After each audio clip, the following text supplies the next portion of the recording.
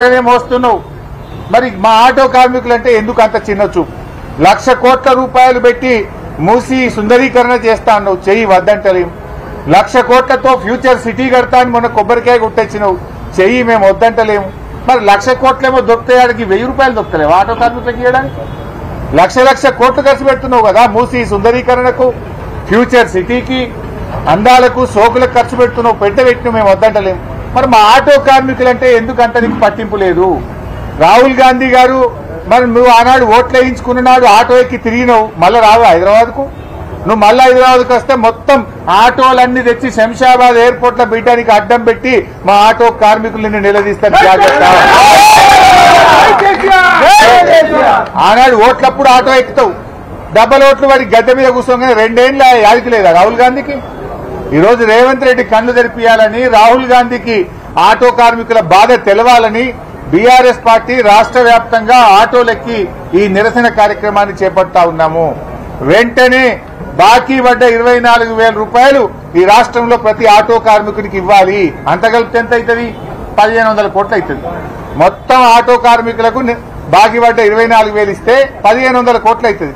మొన్న నువ్వు మద్యం దుకాణాలు పెట్టినావు కదా, 3 లక్షలు ఫీజు పెంచినావు, మద్యం సీసాల ధరలు పెంచినావు, బీరు పెంచినావు, విస్కీ పెంచినావు. మొన్న మద్యం అప్లికేషన్ల మీద నీకు 3,000 కోట్ల రూపాయలు డబ్బు వచ్చింది కదా, ఒక సగం ఇచ్చేయి మా ఆటో కార్మికులనే యాడ్ చేసుకుంటారు. 3,000 కోట్లు ఈ నెల వచ్చినాయి కదా, నీకు ఆదాయం అదనంగా వచ్చింది. మద్యం షాపుల మీద, దరఖాస్తుల మీద 3,000 కోట్ల రూపాయలు సంపాదించినావు. మరి ఆ 1,500 కోట్లు ఆటో కార్మికులకు బాకీ పడ్డావు, దాన్ని విడుదల చేయి, ఆటో కార్మికుల్ని కాపాడుకో అని చెప్తా ఉన్నాం. ఇప్పటికీ ఆటో కార్మికులు 161 మంది ఆటో కార్మికులు ఈ రాష్ట్రంలో ఇప్పటి వరకు చనిపోయారు. ఆ కుటుంబాలు రోడ్డు మీద పడ్డాయి. చనిపోయిన ఆటో కార్మికుల కుటుంబాలకు 10 లక్షల రూపాయల ఎక్స్గ్రేషియా ఇవ్వాలని బీఆర్ఎస్ పార్టీ పక్షాన డిమాండ్ చేస్తా ఉన్నాం. ఇవాళ ఆటో కార్మికులు ఇంకా ఎవరు కూడా చనిపోవద్దని కూడా తమ్ముళ్ళని మేము కోరుతా ఉన్నాం. ధైర్యంగా ఉండండి, పోరాడుదాం. మీ పిల్లలు, మీ భార్య, కుటుంబ సభ్యులు వీధిన పడద్దు, మీరు ధైర్యంగా ఉండండి. మళ్లీ వచ్చేది బీఆర్ఎస్ ప్రభుత్వం, తప్పకుండా మిమ్మల్ని కాపాడుకుంటాం. ఈ జూబ్లీ హిల్స్ ఎన్నికల్లో కూడా ఆటో కార్మికులు రాష్ట్రంలో ఎక్కడున్నా మీ దోస్తులకు, చుట్టాలకు జూబ్లీ హిల్స్ లో ఫోన్ చేయండి, చెప్పండి. ఈ రేవంత్ రెడ్డి ప్రభుత్వాన్ని సురుకుబుట్టే విధంగా, ఓడించే విధంగా అందరికీ జూబ్లీ హిల్స్ లో ప్రతి ఓటరుకు, ప్రతి ఆటో అన్న ఒక 2 ఫోన్లు చేయండి, ఓడించండి. అట్లయితేనే రేవంత్ రెడ్డికి సోయేస్తుంది. ఎందుకంటే ఈ ఎలక్షన్లలో ఓడినా రేవంత్ రెడ్డి దిగిపోయేదేం లేదు. కమ్సే కమ్ ఒక్కటే, ఆటోలందరూ కలిసి నన్ను ఓడగొట్టిందని ఆయనకు బుద్ధి వస్తే మీ డబ్బులన్నీ వస్తాయి, మీ బతుకులన్నా బాగుపడతాయి. ఇలా పక్కన చంద్రబాబు నాయుడు ఆంధ్రప్రదేశ్ లో ఆటో డ్రైవర్లకు ఏడాదికి 15,000 ఇచ్చిండు కదా, నీ గురువు ఇచ్చిండు కదా రేవంత్ రెడ్డి, మరి నువ్వెనికి ఇస్తలేవు? నీ గురువు అన్న మొన్ననే ఇచ్చిండు. నువ్వు 2 ఏళ్ళ నువ్వు ఎలక్షన్ లో చెప్తివి, డబ్బాలు వేస్తీవి, రాహుల్ గాంధీని ఆటో ఎక్కిస్తీవి, ఇప్పుడు కడుపులో దన్నబట్టివి, పొట్ట మీద కొడుతున్నావు.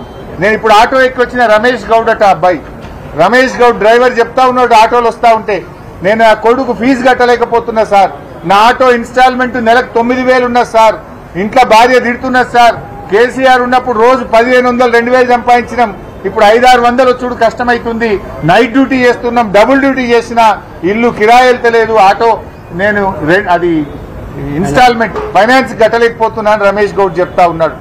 आप क्या नाम बोले? शेख नजीर साहब, ये भी యూసఫ్గూడ से है, బోరబండా से है. షేక్ నజీర్ గారు కూడా ఏమంటున్నారు, నా కొడుకు హాస్పిటల్లో ఉన్నాడు నీలోఫర్లా, కనీసం నీలోఫర్ దవాఖాన్ల సూదులు, మందులు కూడా బయట కొనుకొచ్చుకోమంటున్నారు, దవాఖాన్ల సాఫ్ సఫాయి లేదు, మందులు ఇస్తలేరు. ఎట్లా బతకాలి మేము ఆటో డ్రైవర్లము? రోడ్లు కూడా ఒక ప్యాచ్ కూడా రోడ్ లేదు సార్, 2 సంవత్సరాల రోడ్ ప్యాచ్ కూడా లేదు, బండ్లు మొత్తం ఖరాబ్ అవుతుంది. రాహుల్ గాంధీ ఆటో ఎక్కిండు, ఆటోలు కడుపు మీద కొట్టిండు సార్ రాహుల్ గాంధీ. అజరుద్దీన్, రాహుల్ గాంధీ ఇద్దరు కలిసి కట్టిండు. అజరుద్దీన్ కూర్చుండు, ఇద్దరు కలిసి రాహుల్ గాంధీ జూబ్లీస్ లోనే ఇద్దరు కలిసి కూర్చున్నారు. ఆటోలా కూర్చొని ఆటోలు కుటుంబంకి మొత్తం నాశనం చేసిరు. మరి ఆ జూబ్లీ హిల్స్ ఇలా మోకా వచ్చింది 100% సార్. నేనైతే 10 రోజు ఇంకో ఎలక్షన్ దాకా కంపల్సరీ బండి ఆపుతా. 2 సంవత్సరాల నుంచి ఏం లేదు కానీ ఇంకా 10-15 రోజు ఎలక్షన్ దాకా బండి ఆపుతా. ఆపి ప్రతి ఒక్కరికి అందరికి ఫ్రీ ఆటోలో తీసుకెళ్లి ఒక్కొక్కరికి 10 ఓట్లు వేపిస్తా. ఒక్కొక్కరు అంటే అన్ని నా బిల్డింగ్ లో ఎంత మంది కిరాయికున్నా అందరు తీసుకెళ్తా, ఫ్రీలో తీసుకెళ్తా సార్, ఫ్రీ సర్వీస్ చేస్తా ఎలక్షన్ లో, ఇంకా కంపల్సరీ చేస్తా సార్. సో ఇలా మేము మళ్ళీ కోరేది ఒక్కటే, షేక్ నజీబ్ రేవంత్ రెడ్డి గారు నువ్వు ఏమనంటే డబ్బులు లేవని